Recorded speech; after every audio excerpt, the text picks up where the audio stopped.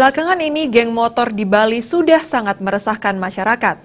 Geng motor dilakoni anak muda salah satunya dipicu karena kurangnya kasih sayang dan perhatian dari orang tua, sehingga mencari jati diri dengan tindakan yang salah. Akademisi Agus Deysegu mengatakan, geng motor sudah menjadi penyakit masyarakat.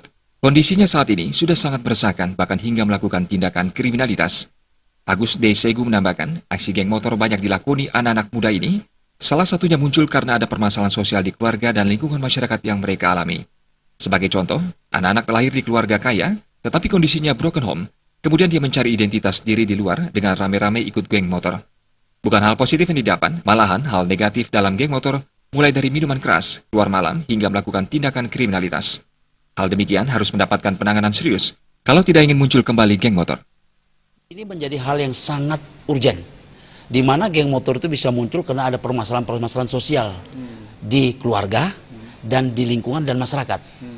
Misalnya di keluarga, mungkin itu bisa juga geng motor muncul dari anak kaya, karena broken home, orang tua tidak perhatikan, jadi dia mencari identitas diri di luar dengan rame-rame melakukan bersama grupnya di geng motor.